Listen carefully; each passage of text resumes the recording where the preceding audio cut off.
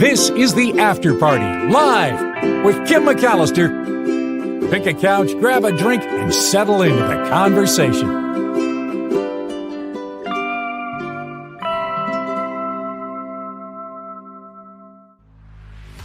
There it is. Hi, everybody. It is the After Party live on a Travel Tuesday. We're going somewhere kind of really off the beaten path today, but amazing and beautiful, and perhaps unlike anywhere most of us have ever been. Maybe someone's been there. I don't know. We're going to Siwa Oasis. I can't wait to show you the pictures. And I have a lot of animal stories today, too. I'm really excited about that. Hello to you. Thank you for being here. I just want to send huge love out to Vilma. I don't know if she's watching today or not, but I'm so sorry about the loss of her husband. And I just wanted to send my love out through the internet and into the universe to hopefully wrap around her and know that she's supported and that there are people that she's never even met that are caring about her today. So I just wanted to send that word out into the world. Hello to you, Nullifidian. Hello to you, Glenn B. from Australia. Nice to see you. Nullifidian likes animal stories. Excellent. Then let me hop right into one because there is a massive sea lion. Have you seen this guy? They're calling him Chonkers. He's a big one. I'm surprised that platform is still floating on the water. He's humongous. He's a 2,000-pound sea lion, really attracting a lot of attention down at Pier 39 in San Francisco. When he flops onto the float, they say it sounds like a falling tree. I mean, it's a slap, really, really loud. The average male sea lion weighs about 1,200 pounds. But this one, and is about 10 feet long, I should say. This one is about 2,000 pounds. He is, again, commanding quite a bit of attention at Pier 39 in San Francisco. He plopped onto the platform in early April, and he's kind of almost shoving everybody else off of there, the way he's got it tilted. He likes to be around the other sea lions, despite his size. Apparently, it's complicated. He's so big that it's a bit of a problem. The issue is when he hops onto the float, multiple other sea lions slide off into the water. The Pier 39 harbor master said, well, we didn't build these floats for 2,000-pound animals. Luckily, so far, no reports of damage to the marina, the lounging areas. Oh, man. The animal called Chonkers, they say is kind of a symbol of an ecological story. There are more incidents between large marine mammals increasing as humans encroach more and more on their habitats. They had to, in Norway, I guess, euthanize a walrus after she was deemed a danger to the public. These animals can get so big that it's threatening to people around them. The population of these sea lions has dropped dramatically since the 1970s. I hope for the best for Chonkers. He's a big one. And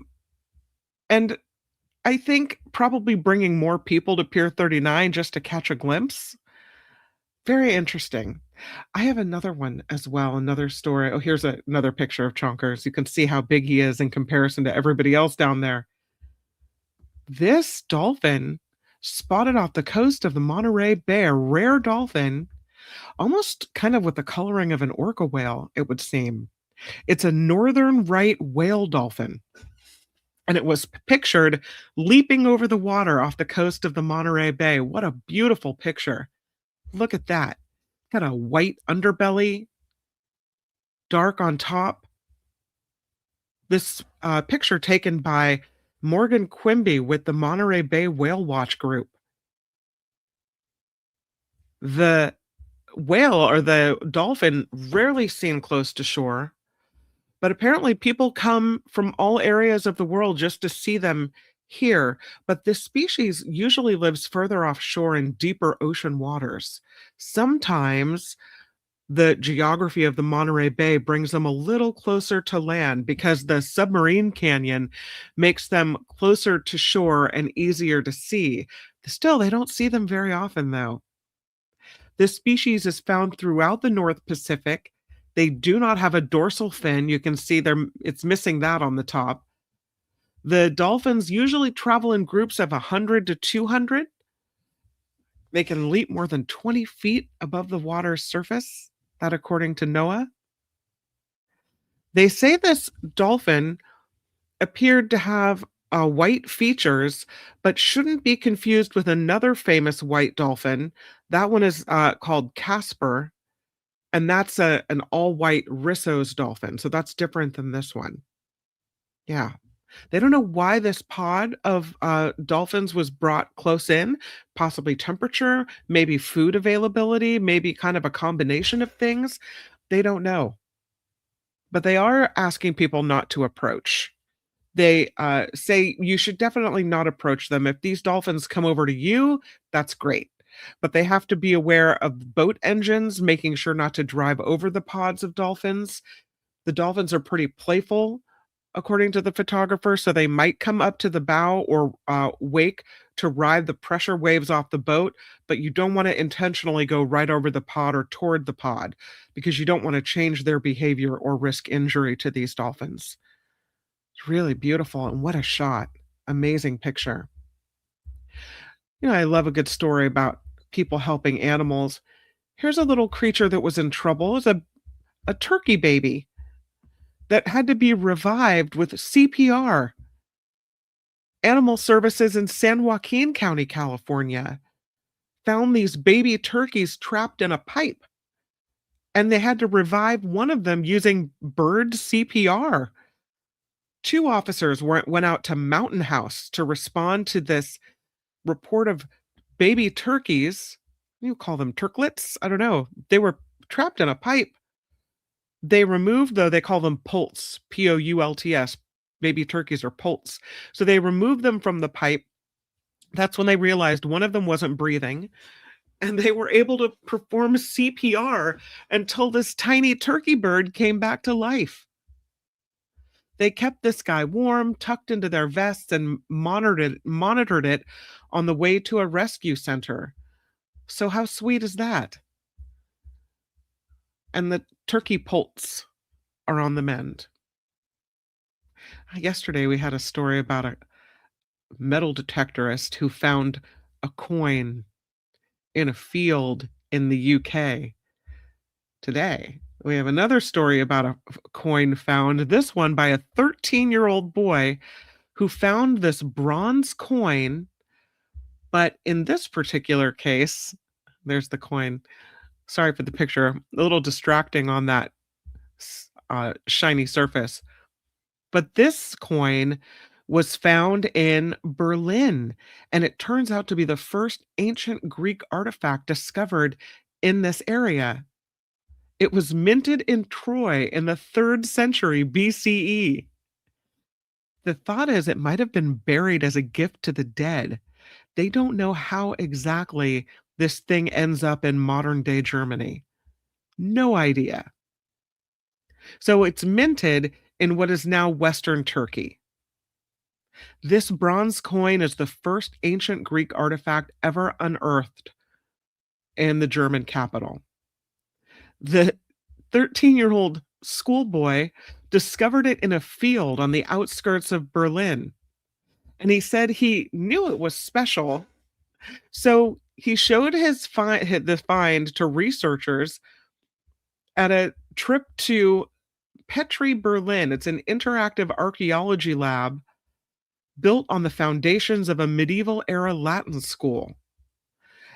They say nobody knew what it was because it was so small, but they knew it was something really old.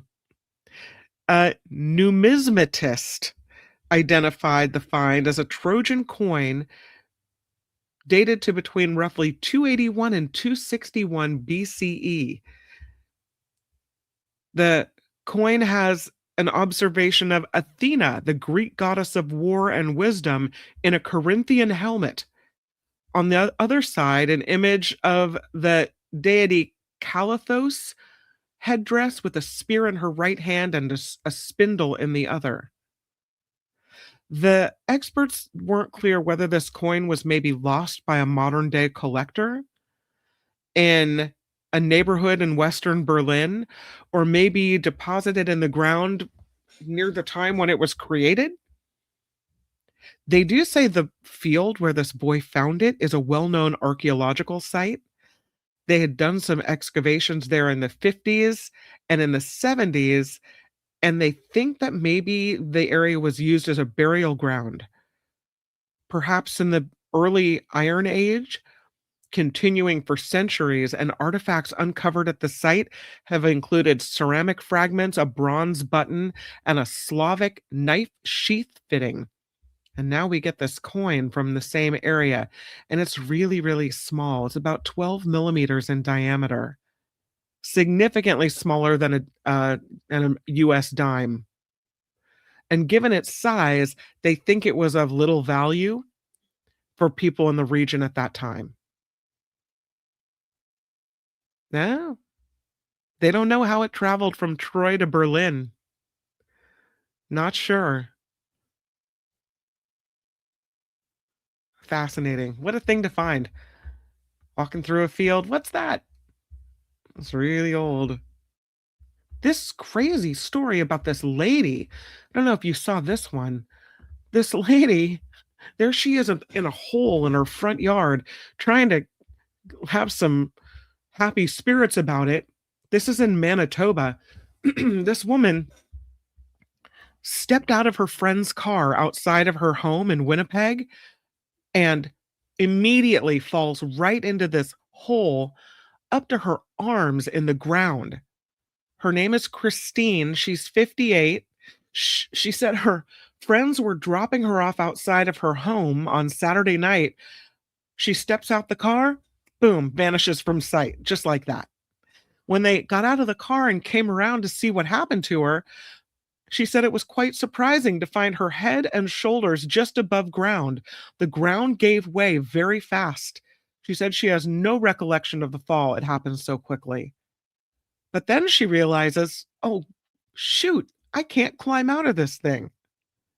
She said one of her friends took some pictures while she waited for the Winnipeg Fire Paramedic Service and the rescuers to arrive. She said it was kind of funny. I was waving to people. I mean, she said, what a stupid situation to find yourself in. So the rescuers helped her put on a harness. Then they attached the harness to a winch to hoist her out of this hole.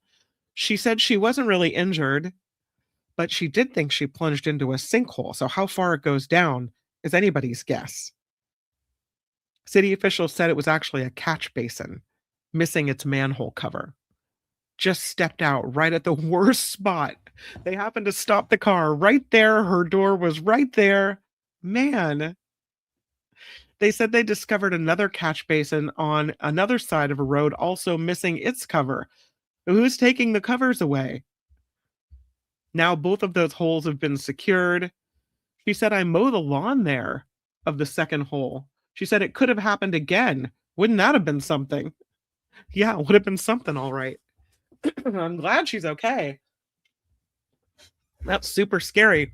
But look at how happy she is. I mean, not happy to be in the hole, but just keeping a, positive spirit about the whole thing. Because I don't know, I might have been freaking out a little bit. I don't know if you saw this one. They've designed a table tennis robot that is able to beat elite table tennis players. It's called Ace. It's a Sony robot, again, named Ace. They put it up against professional athletes, and it was found to give them a real challenge. It's got 9 camera eyes positioned around the court. I would say that's an unfair advantage.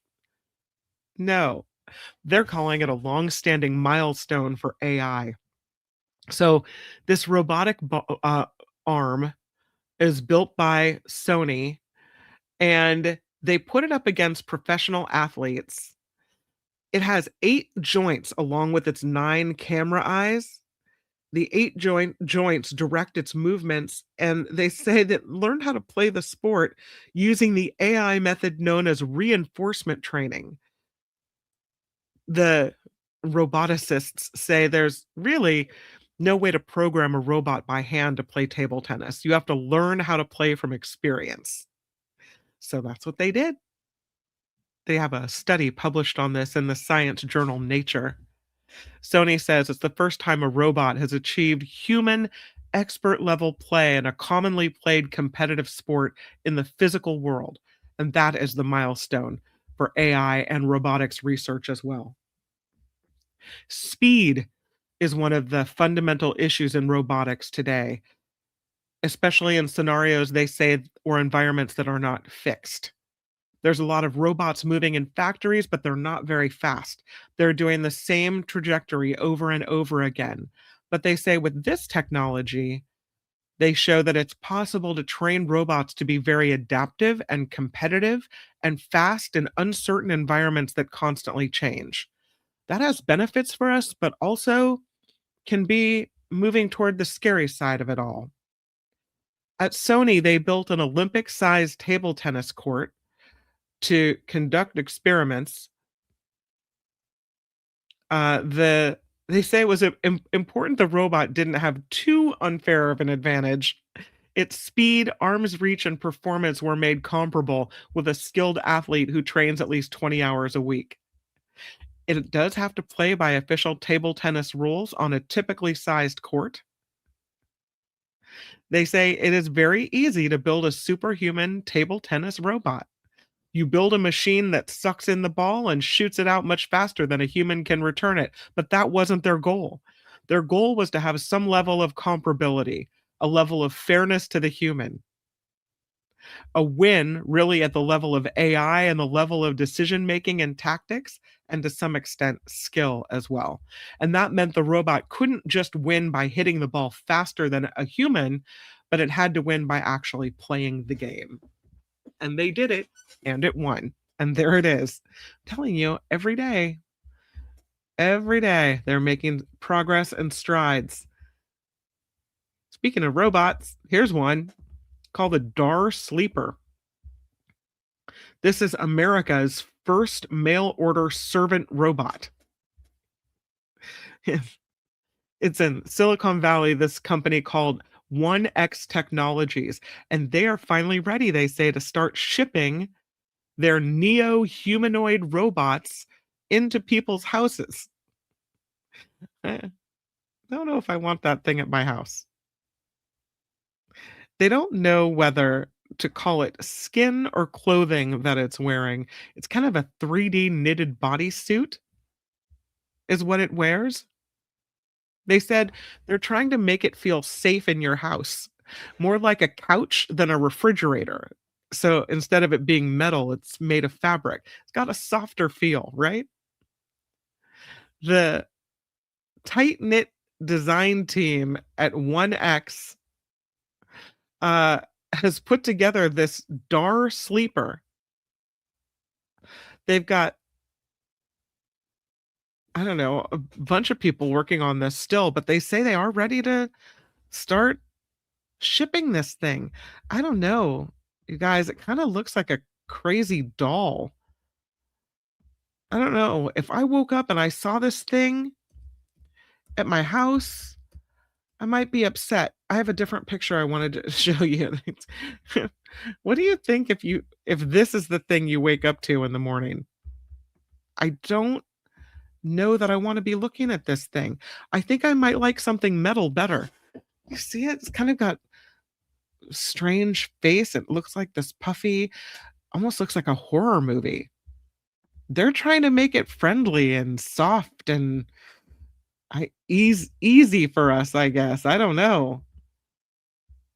I don't know how I feel about this thing. Yeah. I'm not sure I'm ready to have that at my house.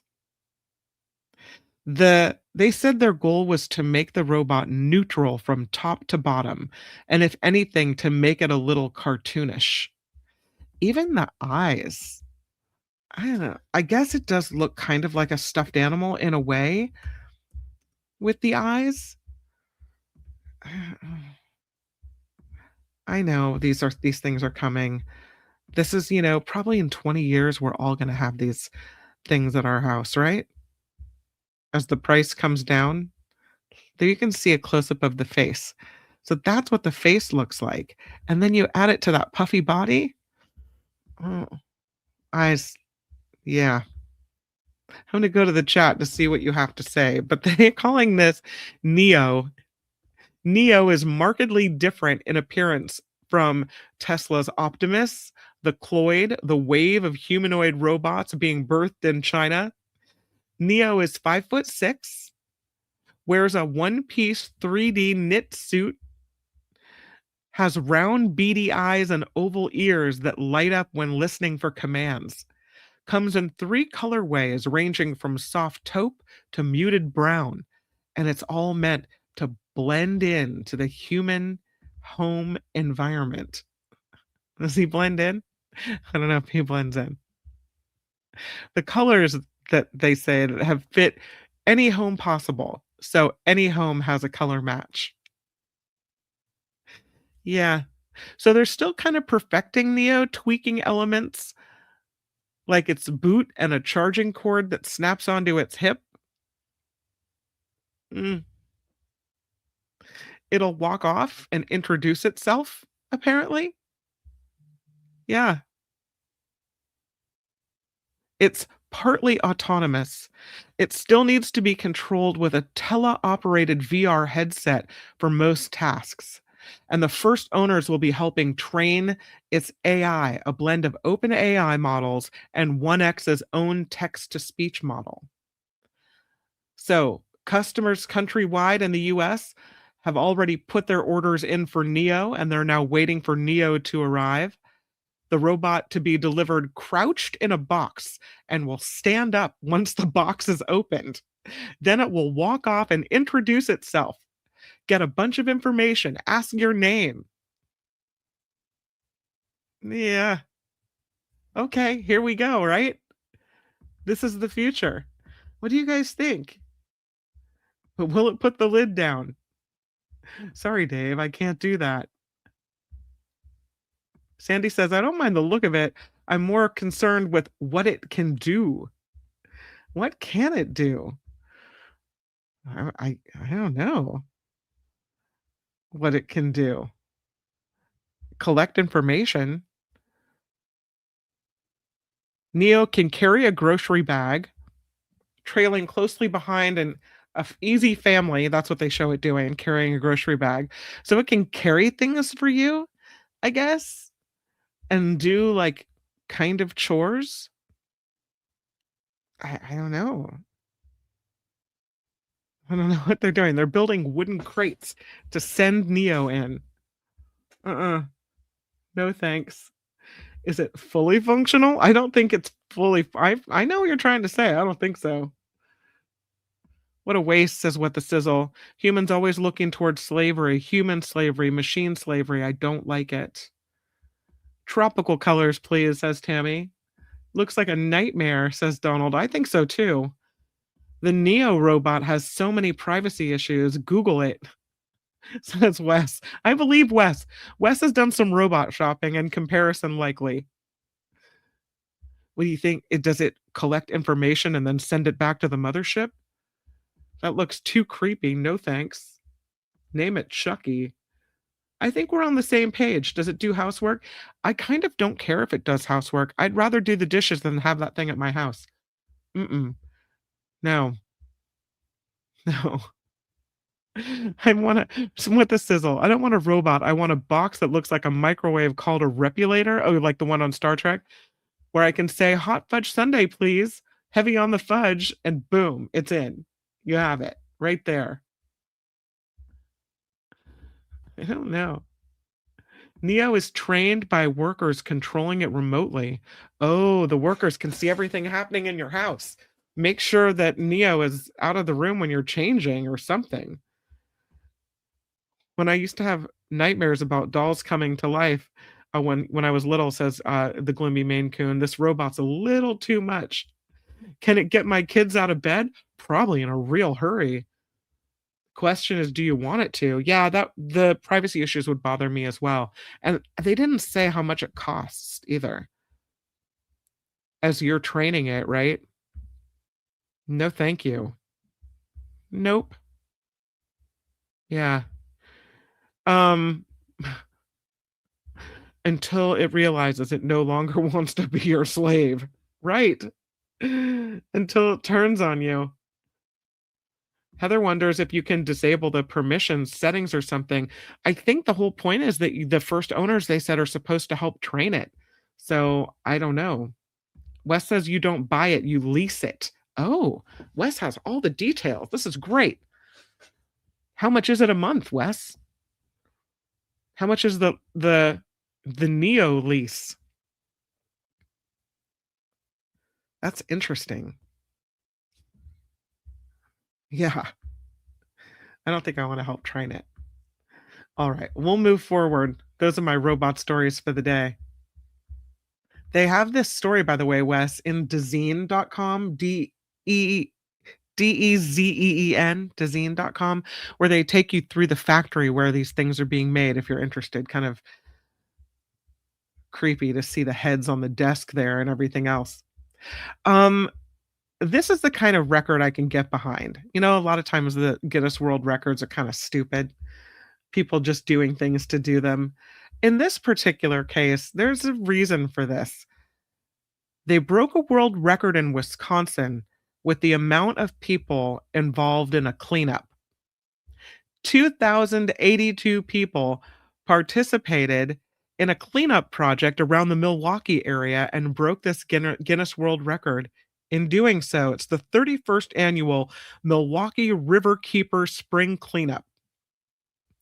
They were organized by cleaning products company True Earth. They said they had 2,082 volunteers come out to clean up litter and other debris at more than 120 Milwaukee area rivers and green spaces on Saturday. And that would be a world record for the most participants in a river cleanup, even at multiple locations. The previous record was 1,795. They beat it. The director of Milwaukee Riverkeeper said, "This record only happened because so many people care deeply about our rivers and each other. And we're grateful to True Earth for working with us to set this record, but it's the community that made this possible." Well, that's some feel-good news. I like it. It's time for the Lotto of the Day. I have two Lotto of the Day stories. Today, there's an Ohio woman that won $150,000 by buying 3 identical tickets. I would never think of doing this. Oh, I see Wes is back with the information, so I'm gonna pop over to it really quick. Wes says $400 to $500. Is that a month or a year? Okay. Yeah, 400 to 500. I bet it's a month because everything's always expensive at the beginning, right? Heather says, I don't need that thing in my house. Recording the sounds of life and sending them to NASA. Yeah, maybe the robot should go out there and help clean up. Ooh, Wes says that's 400 to 500 a month. Yikes. That's a pricey robot.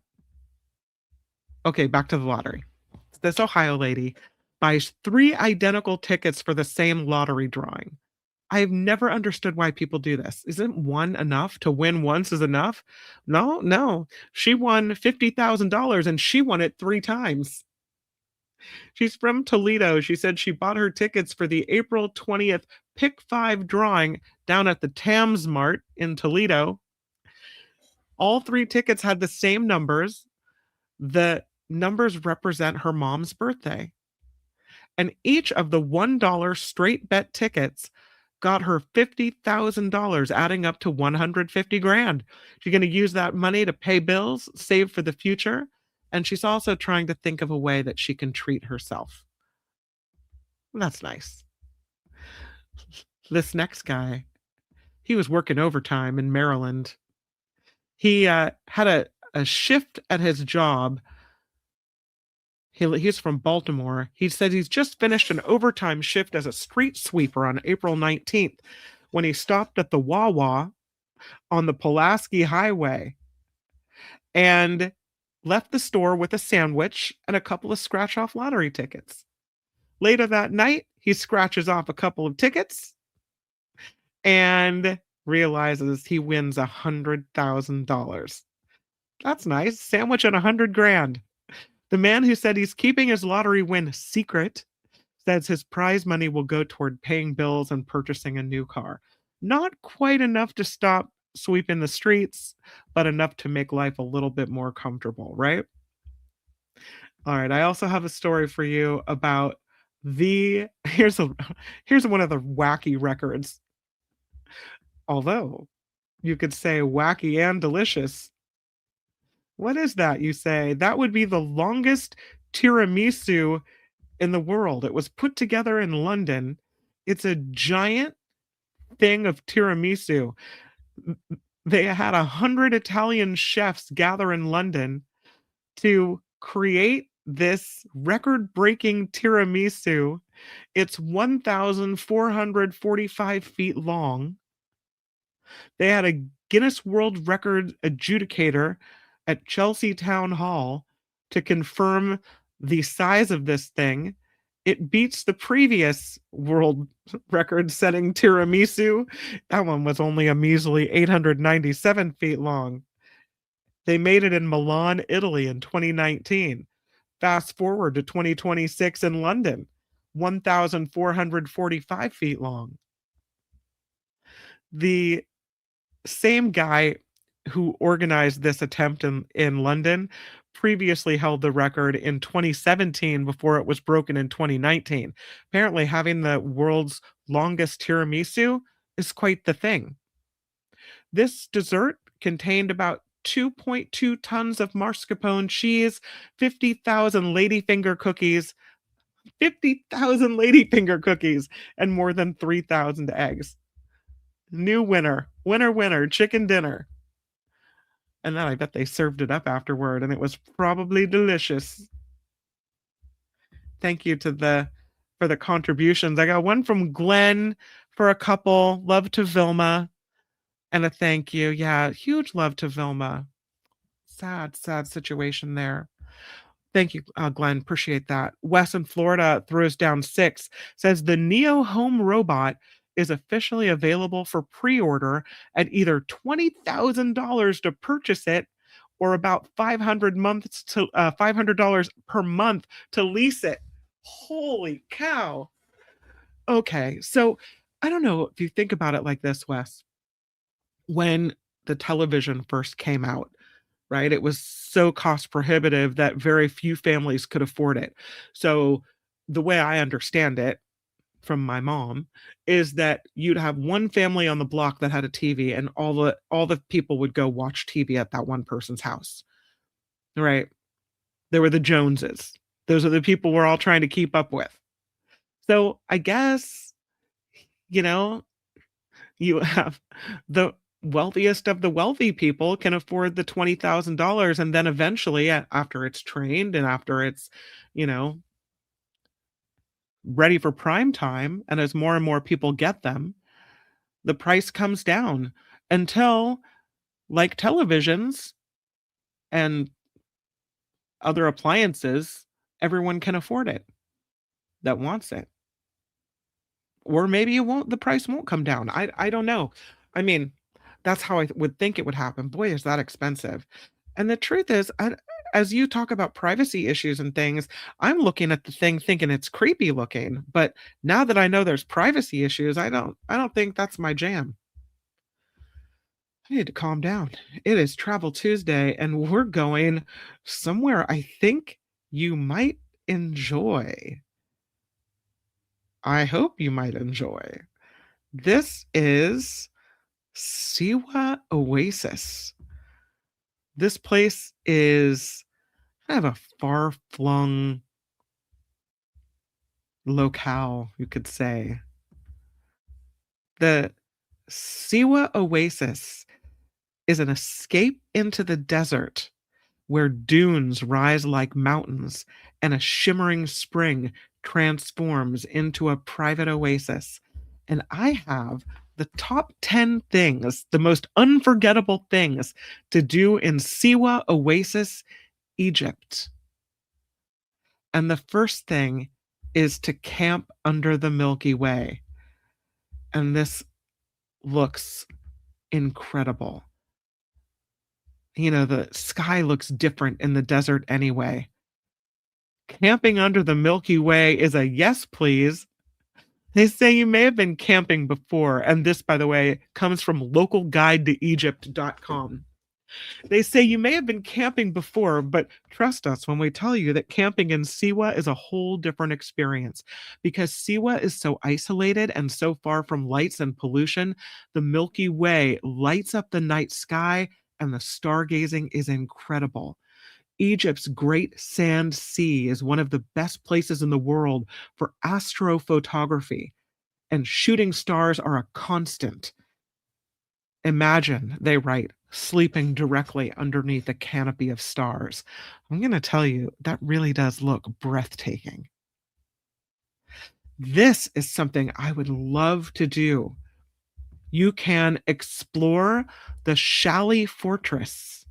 I'm fascinated by the pictures of this place. It looks amazing. The Shali Fortress was built in the 11th century as a fortress around a village to protect its inhabitants from nomadic invaders. The skeleton of the Shali Fortress still exists today, more than 800 years later. This is kind of amazing, considering that it was made of salt and mud brick, and it was all but destroyed during heavy rains and floods in the 1920s, followed by bombing in World War II. This is what's left of it. You can roam the ruins of the village and the fortress to see the still standing Shali Mosque, built in 1203 AD.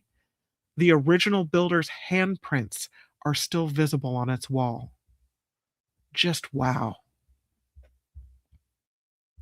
The next place we're going, number 3 on the list, is the ancient tombs. I'm always up for a good cemetery visit. This is the ancient tombs at the Mountain of the Dead. Mountain of the Dead, or Gebel El Mauta, is a necropolis of rock tombs built into the mountain during the 26th dynasty of the pharaohs. Basically, it was at the end of the Egyptian pharaonic rule and through the Greco-Roman era as well. Local Siwans hid in the mountain tombs to take cover from German, British, and Italian fighting during World War II. The local guide to Egypt.com folks say the most interesting tomb at Mountain of the Dead is that of Si Amun, dating back to the 3rd century BC. Although they say it was looted in antiquity, like other tombs, you can still see the paintings and the wall art there today. Another interesting tomb with visible art, the Tomb of the Crocodile. It's called that because the name of its original owner is unknown.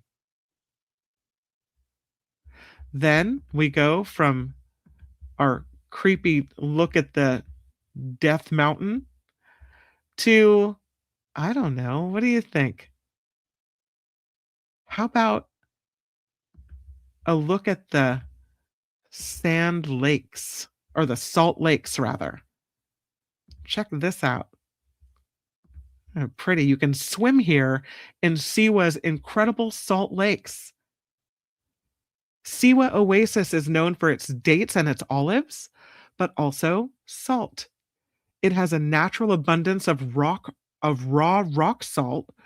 For centuries, they've used it for building materials, furniture, food conservation, and recently they've started exporting their salt as well. But fresh water from Siwa's underground natural springs has mixed with the salt to create dozens of crystal clear salt lakes and pools, just about as salty as the Dead Sea. The salt lakes are fun for swimmers of all levels because the salinity forces you to float. And so they've become an Instagram sensation. love how they're all different colors too. While we're in Siwa, it would make sense to take a desert safari. Let's do it. It's awfully sandy out there. They say get your heart racing with a desert safari. When most people think of safari, perhaps they think of animals, but a desert safari in Siwa means dune surfing in 4x4s. An experienced local driver takes you out to the towering sand dunes of the Great Sand Sea, and he'll speed up and down the dunes in a kind of desert roller coaster. They say it's fun bordering on terrifying because the dunes sometimes are so steep and there's nothing protecting you except a flimsy seatbelt, if even that. But once you get over the fear, the adrenaline rush, they say there's nothing like it. A desert safari in Siwa, and you're not looking for animals. If you need to calm down from your heart racing desert safari adventure, how about we go swim in Cleopatra's Spring? Well, this could be nice. It sure looks beautiful. Siwa Oasis is home to about 300 freshwater springs that are both hot and cold, and one of the most famous is here at Cleopatra's Spring, also called Cleopatra's Pool or Cleopatra's Bath. And the legend has it that Cleopatra herself used to bathe here. There's no actual evidence of that, but that's why they call it hers. It's a pleasant place to swim in the hot spring. It's surrounded by little shops and cafes and shaded palm trees. They are a very conservative culture, though.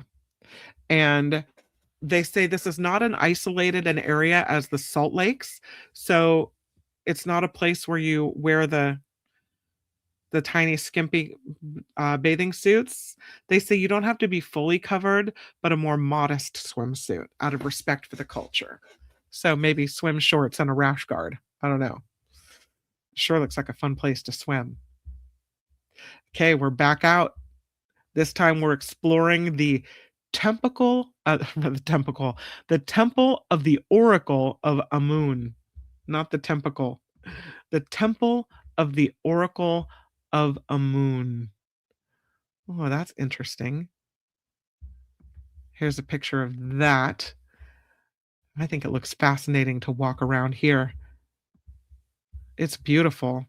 It's another relic from the pharaonic times, the Temple of Amun, more famously known as the Temple of the Oracle. It was built in the 26th dynasty, but remained strong throughout the Greco-Roman era.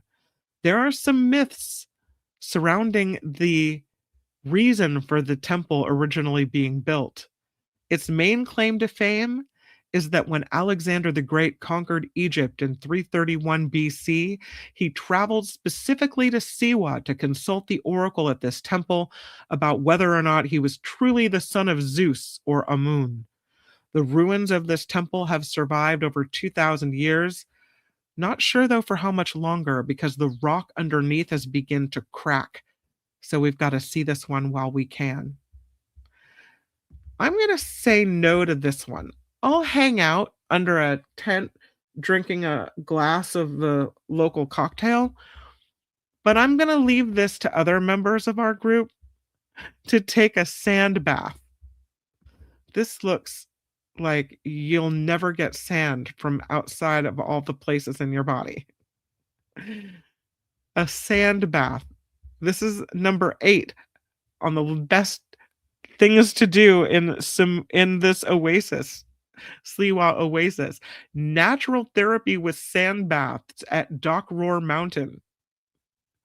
They'll bury you in hot sand and you'll pay for it in cash. It might sound like torture to some people, but it's a treatment of choice for others. During summer, with soaring temperatures, people in all sorts of pain relief, or looking for all sorts of pain relief, do 3 to 5 days of hot sand baths and therapy led by experienced health workers in the healing sands next to Dock Roar Mountain. The sand baths are reported to treat arthritis, rheumatism, joint pain. Some even claim infertility.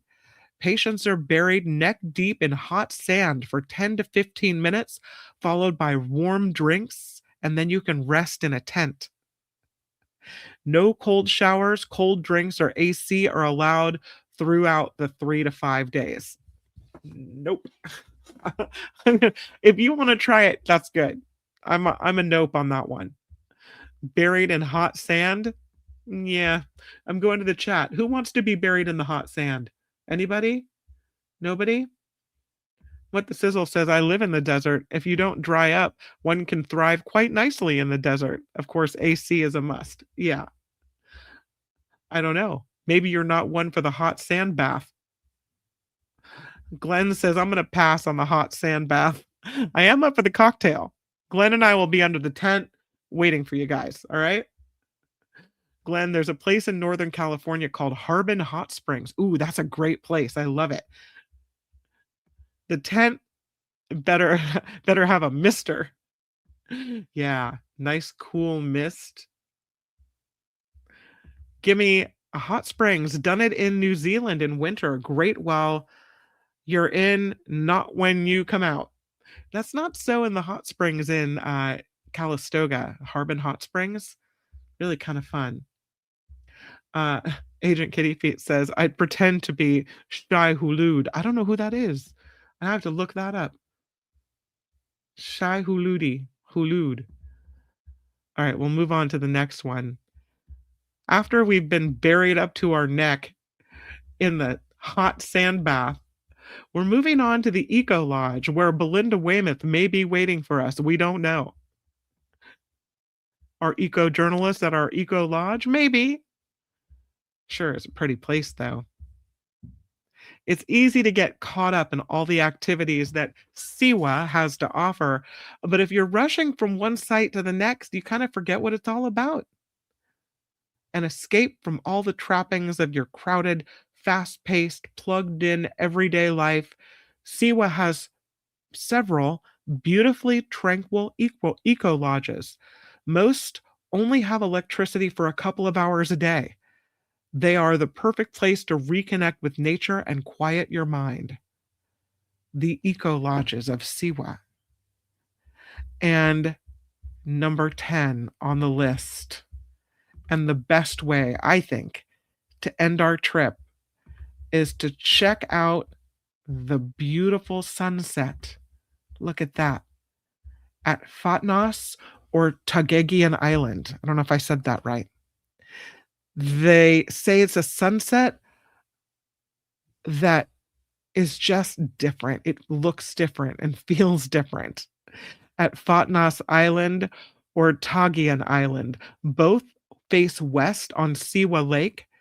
The viewing chairs are already set up there. You can buy drinks to sip on as the sun goes down. You got to bring mosquito spray and lots of it because the mosquitoes are out in force. I'll be the first one to tell you I'll probably get eaten alive. But look at that sunset.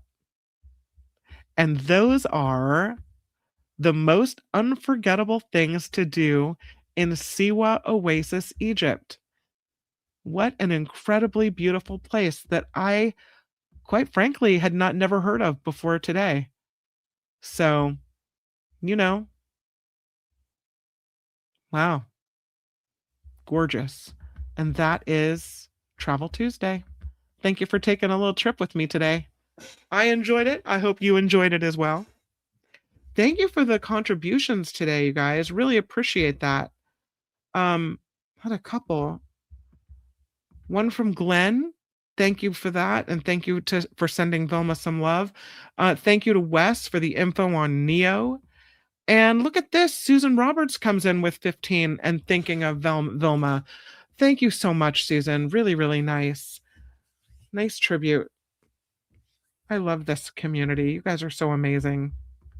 Thank you for the contributions via the super chats and super stickers. Thank you to everyone also who contributes to the show PayPal. That is the way this show really continues and carries on. And it's because of you that it does so.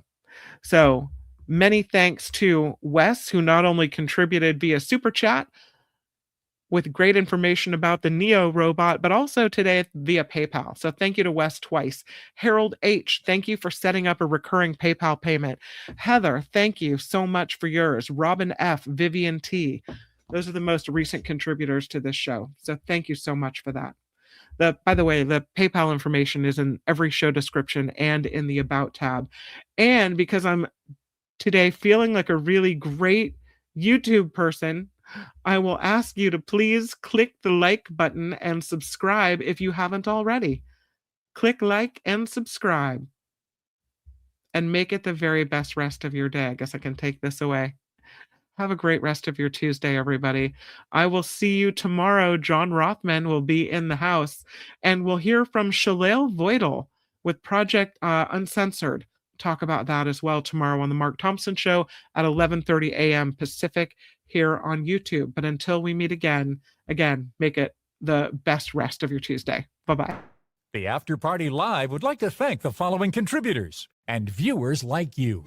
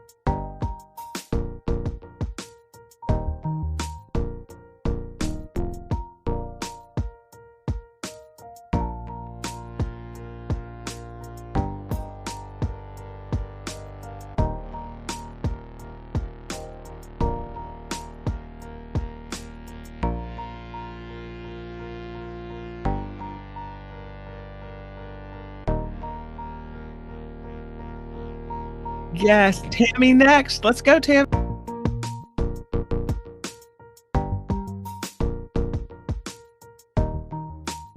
Thanks for hanging out, Teacher Lori.